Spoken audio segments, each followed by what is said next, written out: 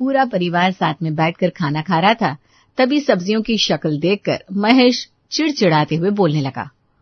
देखो जरा राधिका रानी अपनी सास को कैसे सब्जियां उठाकर लेकर आ जाती है। अगर इसकी नजरें इतनी ही कमजोर हो गई है कि ये ढंग से सब्जियां चुन नहीं सकती, तो तुम दोनों को सब्जियां लेने क्यों नहीं भेज देती? आज क्या परेशानी है आपको इन सब्जियों में, है? मुझे भी तो बताओ। और इसमें राधिका या रानी से बात करने की क्या जरूरत है? जब सामने मैं बैठी हूं तो कोई भी परेशानी है तो मुझे बताओ।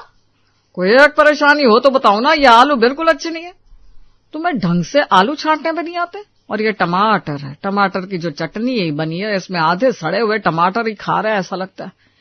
टमाटर बस खराब होने वाले होंगे और तुम इसे उठाकर ले आए। अब कैसी बात कर रहे हैं? मुझे शौक है क्या खराब सब्जी लेकर आने का?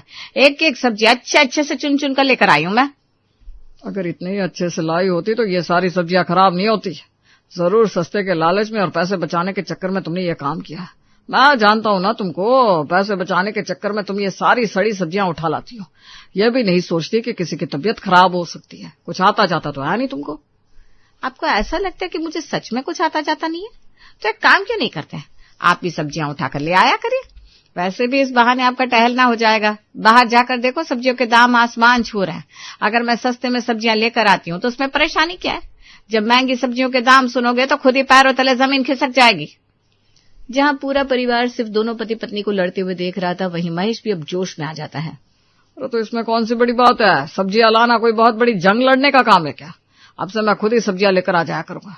वैसे भी तुमसे तो अच्छी सब्जियां चुन सकता हूं मैं। बोलो मत, मेरी सरकारी नौकरी लगने से पहले मैं खेती किया करता था। अरे रहने दीजिए, मुश्किल से 4 महीने खेती की थी आपने, उसमें भी खुद को किसान का टाइटल देकर बैठे हो। ठीक है, जब कल से खुद सब्जियां लेकर आओगे ना तो पता चलेगा सब्जियों को चुनना और उनके दाम लगवाना कितना ज्यादा चुनौती का काम होता है। बस अब क्या था, सरला और महेश के बीच में ये बात हो गई थी कि अब से महेश सब्जियां लेकर आएगा और सरला घर पर बैठेगी। वहीं राधिका और रानी दोनों ही रसोई में खड़ी हुई होती हैं और शाम को सब्जी आने का वेट कर रही होती है और एक दूसरे से बात कर रही होती है। तुझे क्या लगता है रानी, पापा जी कैसे सब्जियां लेकर आएंगे? तू तो जानती है कुछ समय पहले उनकी आंखों का ऑपरेशन हुआ था। अगर उनकी पसंद माँ जी से भी बुरी हुई तो भी हम कुछ नहीं बोल सकते। हम दोनों तो इस घर की बावर्ची बनकर आई हैं। जो भी इंसान जो भी सब्जी लाकर देगा चुपचाप बना देंगे। पर एक चीज अच्छी है, ये लोग सब्जी की बुराई करते हैं, सब्जी बनाने वाले की नहीं। अरे तुम समझती नहीं हो, आज ये सब्जी लाने वाले की बुराई कर रहे हैं, कल को सब्जी बनाने वाले की भी कर सकते हैं। हमें सब कुछ ऐसे ही मैनेज करते रहना होगा कि सारी गलती सब्जी की है। देखना तो ये होगा कि आज पापा जी क्या करामत करके घर आने वाले हैं। अभी तक तो उन्हें आ जाना चाहिए था। उन्हें सब्जी बाजार गए हुए 1.5 घंटा हो गया है। लगता है एक एक सब्जी धोकर या पकाकर चेक कर रहे होंगे कि खाने लायक है कि नहीं। दोनों ही बहुएं सारी बातें करके आपस में हंसने लगती हैं। थोड़ी देर में महेश हाथों में सब्जियां लेकर घर के अंदर घुसता है और घुसते ही बोलता है, अरे राधिका रानी, दोनों बेटियां बाहर आ जाओ। देखो मैं कितनी अच्छी सब्जियां लेकर आया हूं। ऐसी सब्जियां तो शायद हमारे मोहल्ले में कुछ चुन ही नहीं सकता। एक औरत तो एक टमाटर पर हाथ लगा रही थी, मैंने तुरंत बोल दिया टमाटर को पहले मैंने देखा है। बस फिर क्या था, मैं टमाटर लेकर आ गया। देखो ये टमाटर कितना लाल लाल और गोल गोल है और बहुत ज्यादा रसीला भी है। पापा जी टमाटर तो सच में बहुत अच्छे हैं और सारे बहुत ज्यादा चमक भी रहा है। चमकेंगे कैसे नहीं, इन्हें महेश जो खरीद कर लाया है। अरे बहुत ही लाल लाल रसीले टमाटर है ये। तुम्हारी सास तो बिल्कुल पीले पीले सड़े हुए टमाटर लेकर आती है, उसे कुछ खरीदना आता ही नहीं। बूढ़ी हो गई है ना वो, तो अपने जैसे मुरझाए हुए टमाटर लेकर आती है। जैसे महेश ये बोल रहा था तो सीढ़ियों से उतरती हुई सरला ने उसकी ये बात सुन ली, जिसे सुनकर उसका चेहरा भी अब टमाटर की तरह लाल हो जाता है।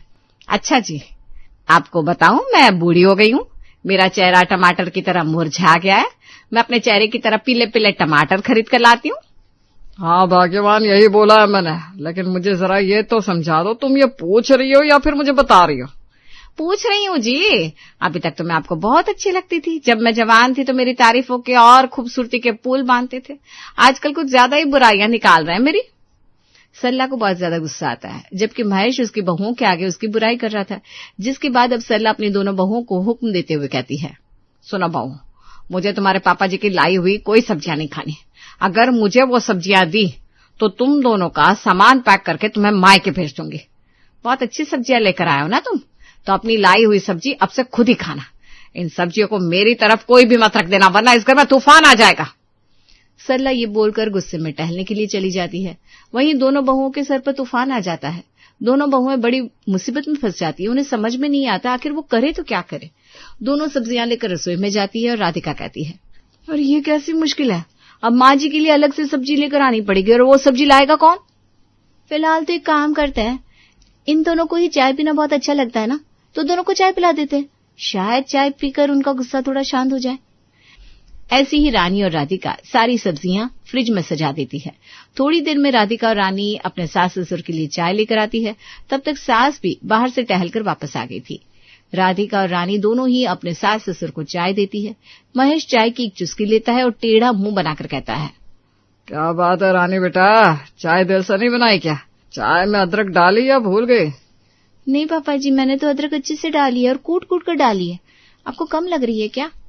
अच्छा, अदरक कूट कूट कर डाली है तब भी इतना कम स्वाद आ रहा है। समझ गया, जरूर ये अदरक तुम्हारी सास लेकर आई होगी, इसलिए इसमें स्वाद नहीं आ रहा। राधिका और रानी ये बात सुनकर हैरान हो जाते हैं। तभी महेश चाय का कप वापस करते हुए कहता है, एक काम करो तुम दोनों, ये चाय लेकर जाओ और इसे फेंक दो और मेरे लिए मेरी लाई हुई अदरक डालकर चाय बनाओ, देखना उसमें कितना बढ़िया स्वाद आएगा। ये सुनते ही सरला के तन बदन में आग लग जाती है। उसे बहुत गुस्सा आता है क्योंकि अब महेश कुछ ज्यादा ही हद पार कर रहा था। वो गुस्से में तमतमाते हुए कहती है, अजी आपको अपनी लाई हुई अदरक पर इतना ही भरोसा है तो अदरक उगाना क्यों शुरू नहीं कर देते, उसमें तो और भी ज्यादा अच्छा स्वाद आएगा। सिर्फ चाय की तरफ अदरक को दिखा देना और चाय में अदरक अपने आप पड़ जाएगी। बहू, मुझे आलतू फालतू लोगों से कोई भी बहस नहीं करनी। मैं अपने कमरे में जा रहा हूँ, मुझे मेरी वाली अदरक डालकर चाय पिला देना। महेश ये बोलकर अपने कमरे में चला जाता है और सरला भी चाय छोड़कर वापस बाहर की तरफ चली जाती है। राधिका और रानी एक दूसरे को देखते हैं। अभी तक तो सिर्फ सब्जियों का ड्रामा था, लेकिन अब तो चाय का भी शुरू हो गया। अब हम करें तो क्या करें? लगता है अब तो सास ससुर दोनों की सब्जियों पर अलग अलग टैग लगाना पड़ेगा। कौन सी सब्जी ससुर लाए हैं, कौन सी सास। राधिका और रानी दोनों मिलकर अब महेश को चाय पिला देते हैं। लेकिन रात के समय जब पूरा परिवार खाना खा रहा होता है तब महेश कहता है, राजमा की सब्जी तो बहुत अच्छी बनी है सच में। लो सरला, थोड़ी सी तुम भी खा लो। हाँ जी, मैंने तो 2 कटोरी पहले से राजमा खा लिए हैं, सोच रही हूँ 1 कटोरी और खा लूं, लेकिन अगर गैस हो गई तो आपको दिक्कत हो जाएगी मेरे साथ सोने में। तो क्या हो गया सरला, मैं एडजस्ट कर लूंगा, तुम्हें जितना खाना है खा लो। वैसे भी बुढ़ापे में सुनने के साथ सूंघने की शक्ति भी कम हो जाती है। पूरा परिवार ये सुनकर हंसने लगता है। लेकिन राधिका और रानी ये सोचकर हैरान थे, जहां ये दोनों सुबह से कुत्ते बिल्ली की तरह लड़ रहे थे वहां इतने शांत क्यों हो गए। अब ऐसे ही अगली सुबह महेश फिर से सरला पर चिल्ला रहा था और बोल रहा था, तुमने किससे पूछकर मेरी लाई हुई हरी मिर्च फेंक दी, क्यों? अरे तो क्या हो गया, तुमने भी तो मेरी लाई हुई अदरक कूड़ेदान में डाल दी थी ना। अरे क्योंकि तुम्हारी अदरक में स्वाद ही नहीं आ रहा था, इसलिए उस अदरक को घर में रखकर करते क्या। एक बार मेरी लाई हुई हरी मिर्ची खा कर देखती, फिर तुम्हें समझ में आता। इतनी ही पसंद थी अपनी लाई हुई हरी मिर्ची तो सारी की सारी खुद खा लेते ना, फ्रिज में रखने की क्या जरूरत थी। मुझे कुछ पीली पड़ती हुई हरी मिर्च दिखी तो मैंने वो सारी फेंक दी। वैसे भी वो हरी मिर्च नहीं थी बल्कि पीली मिर्च थी। दोनों इस तरह से लड़ रहे होते हैं। दोनों की लड़ाई के बीच में बहुएं बहुत ज्यादा पीस रही थी क्योंकि दोनों अक्सर सुबह लड़ा करते थे।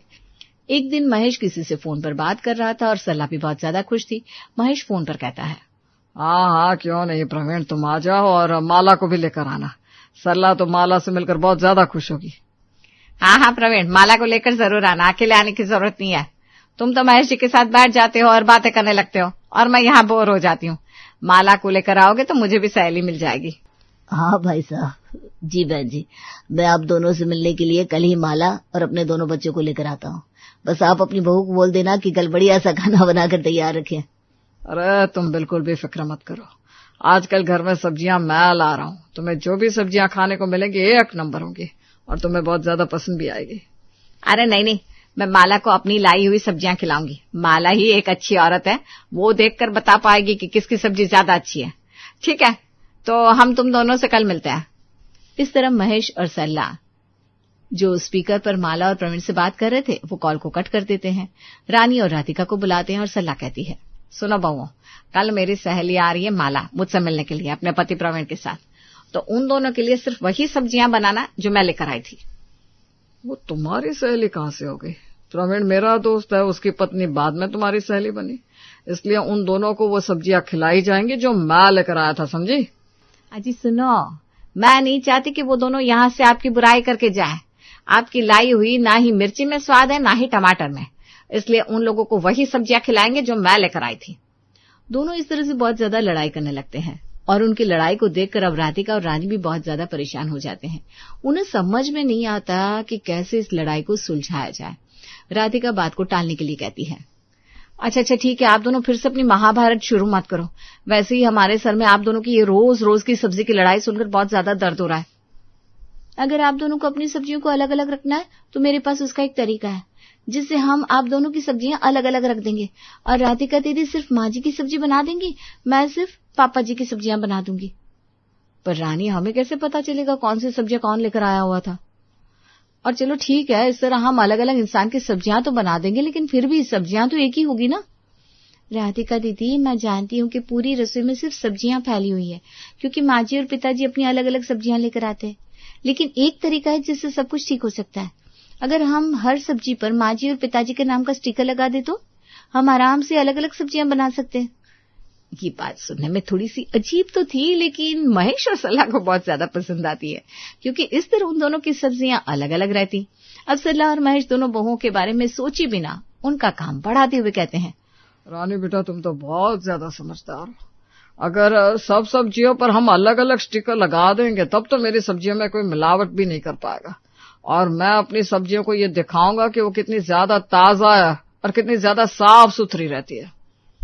बाहू, अब तो तुम सारी सब्जियों पर स्टिकर लगा ही दो, क्योंकि वो कल सारी सब्जियां मैं माला को दिखाऊंगी और वही बताएगी किसकी सब्जियां ज्यादा ताजी और तंदुरुस्त है। और साथ ही जब हफ्ते भर बाद तुम्हारे ससुर जी की सब्जियां खराब होने लग जाएगी ना, तब मैं उन्हें बताऊंगी। ठीक है माँ जी, ठीक है पिताजी, अभी फिलहाल के लिए आप दोनों झगड़ा करना बंद कर दीजिए, हम ये काम कर देंगे। वैसे भी मेहमान तो कल आने वाले हैं ना, हमें उनके लिए और भी तैयारी करनी है। अभी हम दोनों मिलकर घर की साफ सफाई कर देते हैं, और हम उम्मीद करेंगे कि अब आप दोनों बिल्कुल भी लड़ाई नहीं करेंगे। हम साफ सफाई कर लेते हैं और जब वो आने लगे तो आप उन दोनों के लिए जाकर कुछ नाश्ते पानी का इंतजाम कर देना, क्योंकि आप तो जानते हैं हमें अलग अलग खाना बनाने में ही वैसे ही बहुत ज्यादा टाइम लग जाएगा, और फिर सब्जियों पर स्टिकर भी तो लगाना है। हाँ, क्यों नहीं बहू, अभी तुम दोनों घर की साफ सफाई कर लो और उसके बाद में जाकर आराम कर लो। यह स्टिकर लगाने का काम और खाना बनाने का काम तुम कल कर लेना। मैं कल ही बिरजू हलवाई के पास जाकर मेहमान के लिए समोसे और नमकीन लेकर आ जाऊंगी। अब दोनों ही अपने कमरे में आराम करने चले जाते हैं। राधिका और रानी पूरे घर की साफ सफाई करती है। अब ऐसे ही अगला दिन आता है। राधिका और रानी सभी सब्जियों पर अपने सास ससुर के नाम का स्टिकर लगा रही होती है और एक दूसरे से कह रही होती है, ये बैंगन हो गया पापा जी का, ये कद्दू हो गया मम्मी जी का, ये तोरी ससुर जी की, ये मटर सासू माँ की। अरे हम क्या कर रहे हैं, अभी हम छोटे बच्चे हैं क्या जो इस तरह की हरकतें कर रहे हैं? बस बहुत हो गया, अब हम ये ड्रामा और नहीं देख सकते। अब सब्जियों का बंटवारा होगा क्या? आजकल के जमाने में जहाँ बहू बेटे बंटवारा करते हैं, वहां सास ससुर बंटवारा करने में लगे हुए हैं, वो भी छोटी मोटी चीज का नहीं बल्कि सब्जियों का। मैं तो खुद ही इस चीज से बहुत ज्यादा परेशान हो गई हूँ, लेकिन मुझे समझ में नहीं आ रहा कि करे तो क्या करे। आखिर हम इन दोनों को जितना भी समझाने की कोशिश कर लेंगे, ये दोनों समझती नहीं। अब राधिका और रानी दोनों मिलकर ये सोचने लगते हैं कि आखिर ऐसा क्या किया जाए जिससे उनके सास ससुर के बीच की लड़ाई हमेशा के लिए खत्म हो जाए। अब राधिका और रानी जितनी भी सब्जियां होती है उसे एक टोकरी में भर लेती है और उन सब की स्टिकर हटाकर उसे बाहर ले जाकर बैठ जाती है। जैसे ही सास ससुर आते हैं तो उन दोनों को इस तरह से देखकर हैरान हो जाते हैं। राधिका, ये तुम क्या कर रही हो? कुछ समझ में नहीं आ रहा बेटा, तुम इस तरह से सब्जियां लेकर बाहर क्यों बैठी हुई हो? और रानी, तुम्हारे तो पेट में दर्द था ना, अगर घर का काम हो गया है तो तुम्हें आराम करना चाहिए। तुम इस तरह से चौखट पर राधिका के साथ सब्जियां लेकर बैठी हो, कुछ समझ में नहीं आ रहा मुझे। अरे माँ जी पिताजी, आप लोगों को ही तो सब्जियां लाने का शौक था ना, और आप दोनों अपने झगड़े के बीच में ये नहीं सोच रहे थे कि हम दोनों पर क्या बीत रही है, और तो और इन सब्जियों पर क्या गुजर रही है। अरे इतनी सारी सब्जियां फ्रिज में और रसोई में हो जाती थी कि अगर उसको एक दिन भी ना बनाओ तो सब सड़ जाती थी, और अगर गलती से माँ जी ने देख ली तो माँ जी हम पर चिल्लाया करती थी। इससे तो अच्छा है कि हम ये सब्जियां फेंकने से अच्छा बाहर बेच दे, इसी बहाने 2 पैसे भी कमा लेंगे। उन दोनों की ऐसी बातें सुनकर अब दोनों सास ससुर उनके आगे माफी मांगते हैं, क्योंकि उन्हें अपनी गलती का एहसास हो गया था। वो सच में अपनी बहुओं के बारे में सोचे बिना आपस में बेकार की लड़ाई कर रहे थे।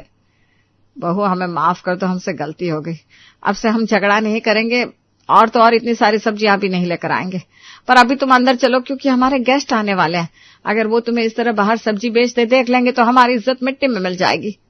राधिका और रानी मुस्कुरा देती है। आखिर उनकी ये तरकीब काम कर गई और घर में सब्जियों का कलेश हमेशा के लिए खत्म हो गया।